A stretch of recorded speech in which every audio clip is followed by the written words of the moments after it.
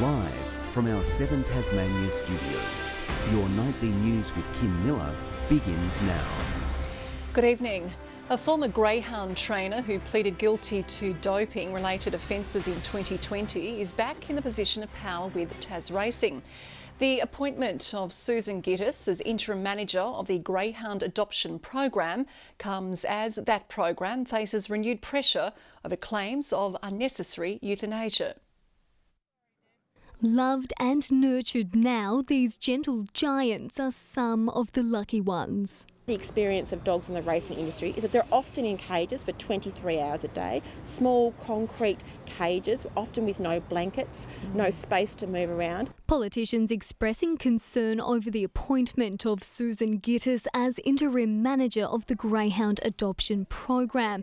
The former trainer was investigated in 2020 after a dog she was training was found with illegal substances in its system. Ms Gittis blaming the positive sample on contaminated meat. The fact of the matter is Ms Gittis pled guilty to the charge, was found guilty and was subsequently suspended, and it raises a big question. The Greens now looking to Racing Minister Madeleine Ogilvie for answers. The state government says it's an operational decision for Tas Racing, but vows to work with it on improving animal welfare outcomes. Attempts to contact Ms Gittis were today unsuccessful. However, Tas Racing says the former trainer's extensive qualifications and experience will be of great assistance in ensuring the care of gap greyhounds is continued to the highest standards. But concerns remain about a previously leaked document raising the prospect of more dogs being euthanised before the chance of adoption. Tas Racing says that document remains just a draft and that nothing has changed. It's important that dogs are given the appropriate time to understand that humans can be kind and not cruel, so that they can be seen as pets, not commodities. Brianna Boylan, 7 Tasmania News. A lead in the search for a missing teenager in the Launceston area has gone cold. Police have ruled out a silver car they were looking for in connection to Cheyenne Lee Tatnall's disappearance, saying there is no evidence to link the vehicle. The 14-year-old was last seen near the Henry Street Bridge on April 30. There has been no sign of her since. Authorities are urging anyone with information to come forward. Investigators are looking at what caused a fire which destroyed a shack at the Highland Lakes this morning. Emergency services were called to Myena around 7 o'clock. A second dwelling nearby escaped damage. The home was unoccupied at the time. Police are investigating how a car which was on fire crashed into a fence of a Glenorchy playground. It happened at 9:20 last night on Stansbury Street. Police say the offenders allegedly stole the white Nissan Navara from Bridgewater. Anyone with information is asked to call Crime Stoppers. A key piece of infrastructure for the Bridgewater Bridge has been launched this morning. It's expected more than 1,000 concrete segments needed for the bridge's construction will be made at the dedicated facility. It's the first piece of the Bridgewater Bridge puzzle. Nearly 1,100 concrete segments will be built within kilometres of the new structure. This is the facility that's going to build our bridge. We've talked about this Bridgewater Bridge since before I was shaving in Tasmania, and it's actually now coming to fruition. It's happening, this is real, and we're getting on with the job. Employing 90 people, it might also have a second life in helping concrete the Macquarie Point Stadium. It'll be a lasting piece of infrastructure for the industry to use into the future. While the state and federal governments were touting infrastructure projects, State Labor was raising concerns about the Royal Hobart Hospital's discharge process. It says Blackmans Bay resident Reg Rollins was sent home in a taxi and left at the bottom of his driveway. His wife left to help him inside. He struggled and struggled trying to get out. Got out onto the wet drive. If I hadn't have brought the walker down from inside, it'd have still been standing there. Every patient's needs are different, aren't they? But clearly in Reg's case, putting him in the back of a taxi without a walker is not appropriate. A health department spokesperson says all discharges are made after clinical assessment and family is asked if they can help with transport arrangements. They also say a number of support and options are available to help patients get home safely. John Hunt, 7 Tasmania News. A former Tasmanian Premier has made a rare public appearance in support of the yes vote at this year's referendum. Peter Gutwin joined the Federal Minister for Indigenous Australians at a local forum, warning debate over the voice to Parliament is about to get ugly. As an Aboriginal man growing up in Tasmania, life hasn't always been easy for Nick Cameron. But now audiences are listening. Joining a panel of state and federal campaigners for the voice to Parliament. We just talked a bit about the referendum and helped to explain to people what the referendum's about and especially what the voice is and what the voice can do for Tasmanian Aboriginal people. The Minister for Indigenous Australians fielding questions from the capacity crowd, including concerns from some in the community. So the question is, if the voices of Aboriginal people are not being listened to now, what difference will yet another advisory body make? It was constructive, it was honest, and people feel much better informed, I have been told. But Tasmanians are being warned of the potential for a toxic tone to the debate. Peter Gutwin joining Bass MP Bridget Archer to urge against damaging rhetoric. Elevate the debate outside of that nasty, divisive and racist tone. The state government today defending a robust discussion on the issue. It's a significant debate in our country that needs to be had. Yes and no cases should be able to freely articulate the reasons for their positions without one side saying that the other side should go quiet. For the referendum to succeed, a majority of people in a majority of the states need to vote yes.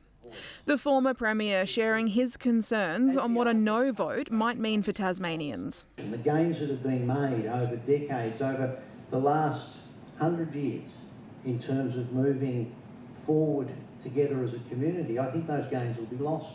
It's expected we'll vote on the voice between September and December. Annie Green, 7 Tasmanian News.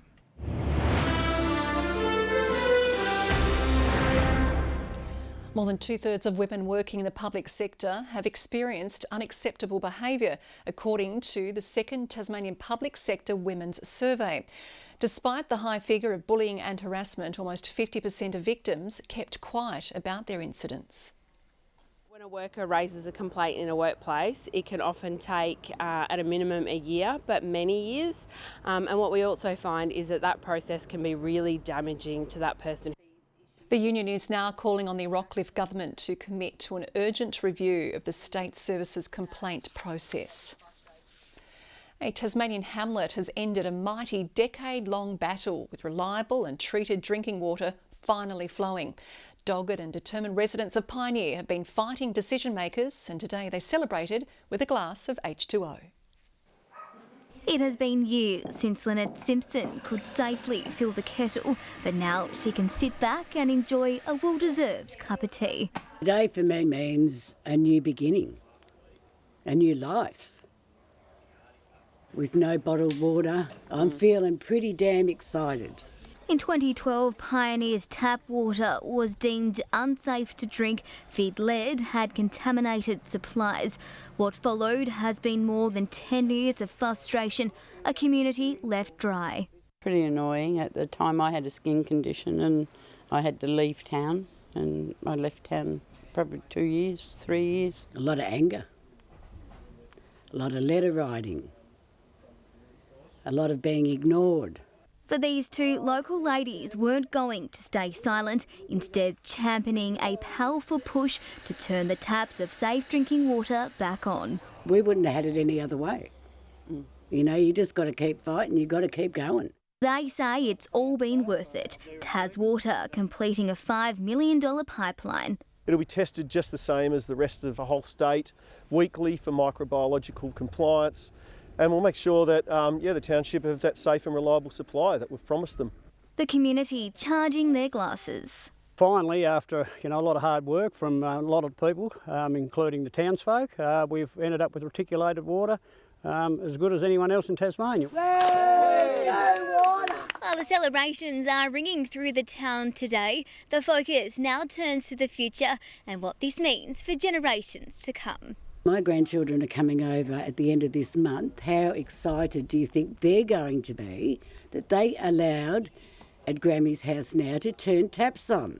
Pioneer giving the sip of approval. Victoria Easto, 7 Tasmanian News. Applications have opened for a state government program designed to boost adult literacy and numeracy. The 2610 workplace grants provide up to $50,000 to eligible businesses and organisations.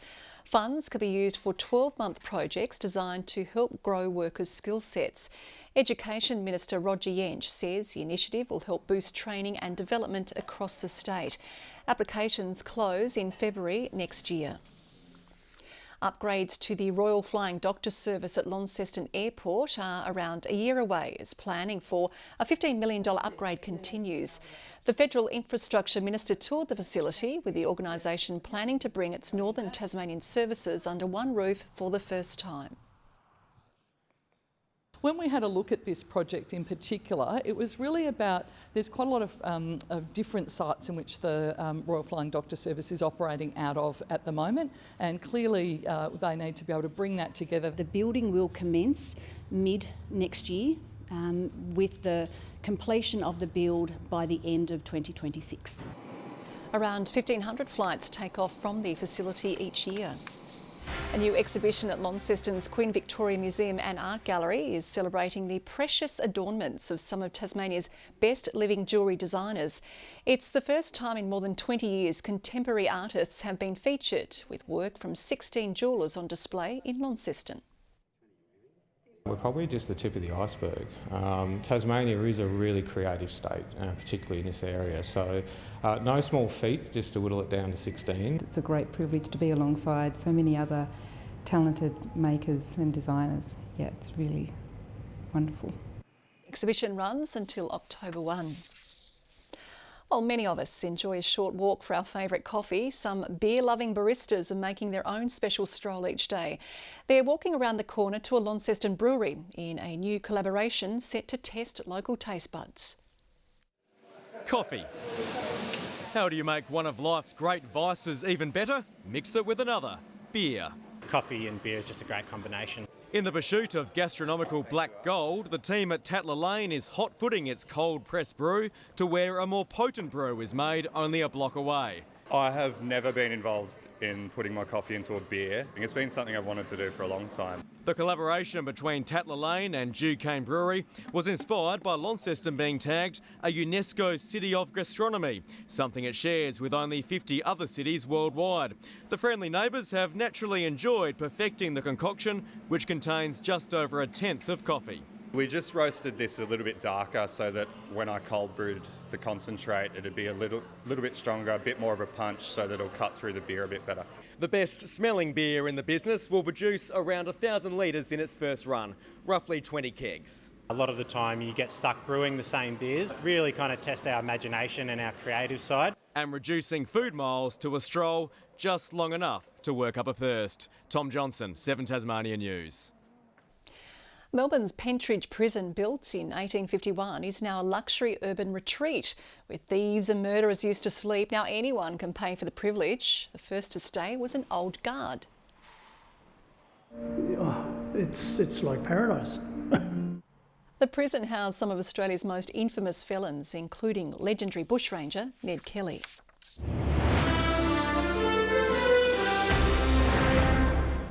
And 3 members of Tasmania's victorious under-18 hockey squad will take the next step to become Tigers.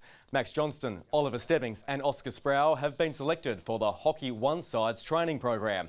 The 30-man group also has 5 kookaburras in it, including Josh Belts and Yeti Ockenden. Tassie's coach says making finals is a must. It's probably one of the best lists on paper in the country, and anything but finals is a failure as far as I'm concerned. In the women's, University's Argentinian recruit Pippi Martos has been called up, along with Madison Brooks, Esme Brookhalshen and English representative Catherine Lane. You know, call me from Melbourne telling me, you know, the sort of character she can provide the group and playing ability, and she's a no-brainer for us. She's going to be really good. And the final 23-person squads will be decided next month. Today, mild conditions in Hobart and Launceston, both 17, 2 to 5 degrees above average, 16 in Devonport and 15 for Burnie. 17 also for Friendly Beaches today, 16 the top for St Helens and Bushy Park, King Island, Maria Island and Grove 15, Flinders Island, Low Head and Strawn all 14, Lyweenie our coolest recorded temperature today with 8 degrees. Now we experienced low-level cloud over most of the state today, although sparing the northeast where conditions were relatively isolated.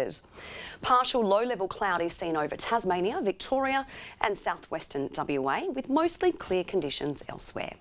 Tomorrow, a high remains over southeastern parts of the continent, extending ridges over the remainder of the country as a cold front approaches Tasmania. Tomorrow, northwesterly winds 30 to 40 knots about the south and central west, 20 to 30 knots elsewhere. The west and south can expect westerly swells 4 to 5 metres, building up to 6 metres later. A gale warning has been issued between Southeast Cape to Sandy Cape. There is also a strong wind warning from Sandy Cape to Tasman Island, including Banks Strait and Franklin Sound. Tomorrow, Hobart and Bothwell partly cloudy, a shower or two for Geeveston and 15. Showers likely in the north, Launceston, Devonport and Cressy all 15. To the west, showers and 15 for Burnie, Strawn and Curry. Partly cloudy in the east, St Helens 16, Swansea and Alford both sharing a top of 17 degrees. Thursday, showers, although little about the east, easing during the evening and mostly fine elsewhere. Friday, showers more likely about the west and north with strong and gusty northwesterly winds. Saturday, unfortunately, showers statewide, snowfall to 800 metres in the morning with possible small hail in the west and far south. And to the interstate forecast tomorrow, warm and muggy conditions continue in Darwin, 33 is the top there, sunny and 20 in Sydney, Brisbane and Melbourne, partly cloudy conditions. And currently in Hobart, it's partly cloudy with 12 degrees, partly cloudy also in Launceston and mostly cloudy in Devonport. And Kim, for tomorrow, it's time to rug up yet again. Thank you very much, Kyra. And that is all your news for now. I'll be back later with news breaks. Thanks for your company tonight. Good night.